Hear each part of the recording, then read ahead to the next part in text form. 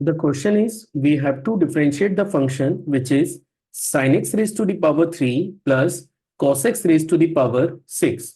So let's see how we are going to solve the given problem. तो चलिए शुरू करते हैं.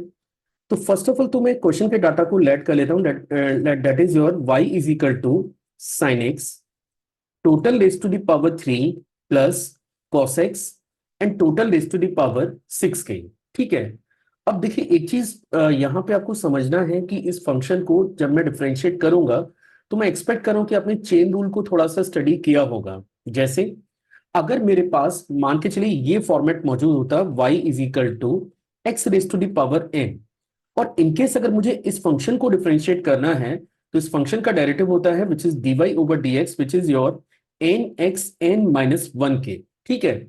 पर आप देख सकते हैं कि जो क्वेश्चन आपको प्रोवाइडेड है उसका बेस x नहीं है, उसका बेस एक में sin x है और एक पार्ट में बेस आपके पास cos x है.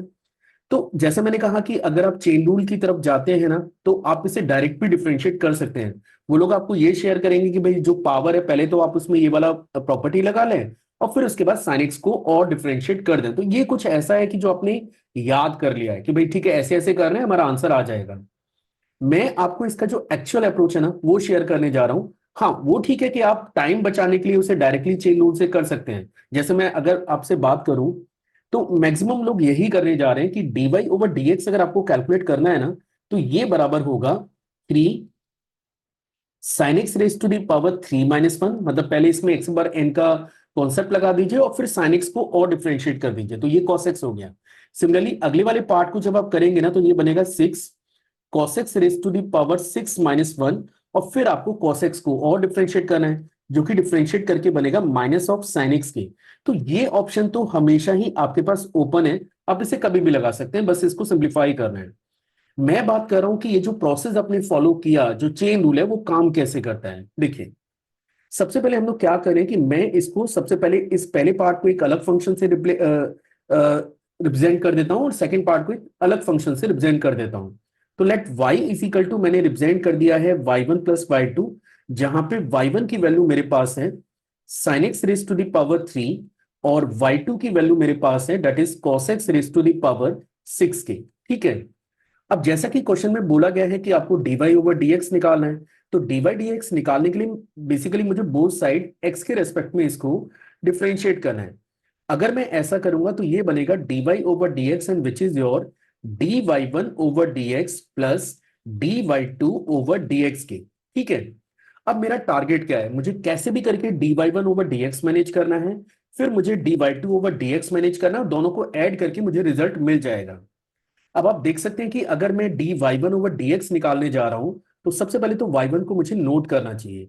y1 मेरे पास क्या है that is sin x total raise to the power 3. अब जैसा कि मैं थोड़ी देर पहले आपको शेयर कर रहा था कि अगर यहाँ sin x की जगह केवल x होता तो मैं इसे डायरेक्टली 3x स्क्वायर लिख देता, पर यहाँ x तो नहीं दे रखा है, यहाँ तो sin x दे रखा है. तो हम क्या करेंगे, मैं ये जो बेस है ना मैं इसमें कुछ ऐसा मैनिपुलेशन कर रहा हूं जिससे ये सिंगल वेरिएबल में कन्वर्ट हो. मतलब इसके लिए मैंने t1 sin x को रिप्लेस कर दिया है t1 से. अगर मैं ऐसा करता हूं तो y1 अब मुझे नजर आएगा t1 raise to the power 3. पर क्वेश्चन के फॉर्मेट को अगर मैं देखूं तो मुझे y1 को t1 के रेस्पेक्ट में डिफरेंशिएट नहीं करना है, मुझे y1 को x के रेस्पेक्ट में डिफरेंशिएट करना है क्योंकि ये डाटा आपको रिक्वायर्ड है. Got it.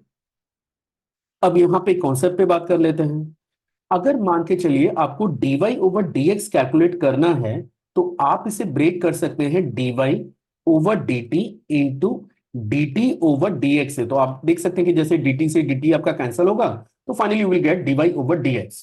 मतलब अगर किसी ऐसा कोई ऐसा केस है, अगर कोई ऐसा केस है जिसमें y डायरेक्टली x पे डिपेंड नहीं कर रहा है, वो किसी अनदर वेरिएबल पे डिपेंड कर रहा है, मान के चलो जैसे इस क्वेश्चन में ये t1 पे डिपेंड कर रहा है, लेकिन t1 तो sin x पे डिपेंड करता है. आप देख सकते हैं कि t1 तो sin x पे डिपेंड कर रहा है. तो हम क्या करेंगे कि अगर मुझे x के रेस्पेक्ट में डिफरेंशिएट करना है तो पहले तो मैं इसे t1 के रेस्पेक्ट में डिफरेंशिएट करूंगा और साथ में मुझे मल्टीप्लाई करना पड़ेगा dt अपॉन dx का. मतलब अगर मैं यहां पे dy1 ओवर dx कैलकुलेट करूंगा तो ये मुझे मिलेगा 3t1 स्क्वायर. मतलब मैंने वो x की बार n का कॉन्सेप्ट लगाया है और इसे मुझे मल्टीप्लाई करना है dt1 ओवर dx से. अब आप देख सकते हैं कि dt1 ओवर dx अगर आपको रिक्वायर्ड है तो ये डाटा आपको मैनेज हो जाएगा यहां से which is T1 is your sin x। तो यहां से अगर मैं dt1 ओवर dx निकालूंगा तो ये क्वांटिटी मुझे मिल जाती है cos ऑफ x की। तो फाइनली ये बनेगा 3t1 square into cos of x।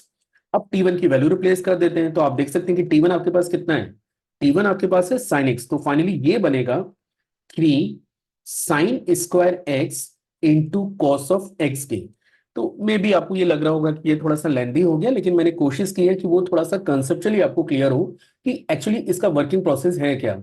आप देख सकते हैं कि अगर फर्स्ट पार्ट को आप चेक करेंगे तो यही डाटा आपको मिल रहा है, 3 × sin x⁻² into cos x.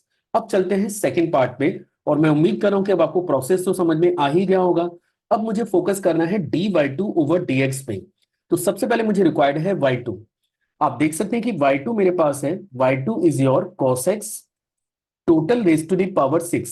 मैं फिर से यहां पे चेंजेस कर रहा हूं, मैंने cos x को रिप्लेस कर दिया है t2 से। तो फाइनली ये एक्सप्रेशन बनेगा y2 is your t2 raise to the power 6। और जैसा कि मैं अभी आपको समझा रहा था कि अब अगर आपको dy2 ओवर dx रिक्वायर्ड है तो आप इसे लिख सकते हैं dy2 over dt into dt over dx। और फाइनली क्योंकि वेरिएबल t2 है तो आप इसे t2 डाल दें तो वो आपको देखने में भी ठीक लगेगा। चलिए चालू करते हैं। तो dy2 ओवर dx ये मेरे पास बनेगा 6 t2 raise to the power 5 into dt over dt2, basically dt2 upon dx। मैं एक बार ऊपर वाले में भी चेक कर लेता हूं कि वहां पे मैंने t1 यूज किया है या नहीं किया है। बिल्कुल, यहां भी मैंने t1 यूज किया है। चलिए अब सबसे पहले तो t2 को रिप्लेस कर लेते हैं। तो आप देख सकते हैं t2 हमारे पास कितना है, cos x। तो 6 into cos x raise to the power 5। फिर इसके बाद मुझे रिक्वायर्ड है dt2 ओवर dx। तो dt2 ओवर dx निकालने के लिए आपको यूज करना चाहिए ये स्टेटमेंट को। आप देख सकते हैं कि t2 आपके पास कितना है, t2 आपके पास है cos ऑफ x के। तो यहां से अगर मैं dt2 ओवर dx कैलकुलेट करता हूं तो ये क्वांटिटी मुझे मिल रही है माइनस ऑफ साइन x की। चलिए यहां पे यूज कर लेते हैं, तो that will become minus of sign x। तो फाइनली अब अगर मैं कमेंट करूं dy2 ओवर dx पे तो ये मुझे मिल रहा है 6 cos x raise to the power 5 into minus of sine x. आप चाहे तो ये रिजल्ट को भी चेक कर सकते हैं। देखिए इसका सेकंड पार्ट एग्जैक्टली आपको यही मिल रहा है। तो मैं आपको वही समझा रहा था कि डिफरेंशिएट करना आसान है। अगर मैं आपको ये बोलूं कि भाई आप मुझे 2 मार्क्स के लिए इसको डिफरेंशिएट कर दीजिए, तो चेन रूल आपने पढ़ा हुआ है, आप चेन रूल लगाइए, 2 मिनट में आंसर आ जाएगा। लेकिन अगर आप इसे समझना चाह रहे हैं, आप इसके कॉन्सेप्ट को समझना चाह रहे हैं, तो जो प्रोसेस मैंने बताया ये प्रोसेस आपको फॉलो करके इस फंक्शन को डिफरेंशिएट करना होता है। पर जनरली सब लोग करते नहीं है क्योंकि उसमें टाइम ज्यादा लगता है। लेकिन आपको वहां पे क्लियर होगा कि कॉन्सेप्ट क्या है। बाकी का जब आपके पास टाइम कम है तो आप डायरेक्टली चेन रूल अप्लाई करें। तो अब मैं आ जाता हूं फाइनल आंसर पे। तो जैसा मैंने कहा था कि dy ओवर dx ये आपके पास है dy1 over dx plus dy2 over dx पे। तो हम लोग ये कमेंट कर सकते हैं कि dy over dx is your, सबसे पहले dy1 ओवर dx को चेक करें, ये कितना है, 3 sin² x into cos x, that is 3 sin² x into cos x. और इसको मैं यूज कर रहा हूं dy2 ओवर dx की प्लेस पे। तो ये बनेगा -6 cos x raise to the power 5 cos x raise to the power 5 into sine of x के। And finally this is the answer for the given problem.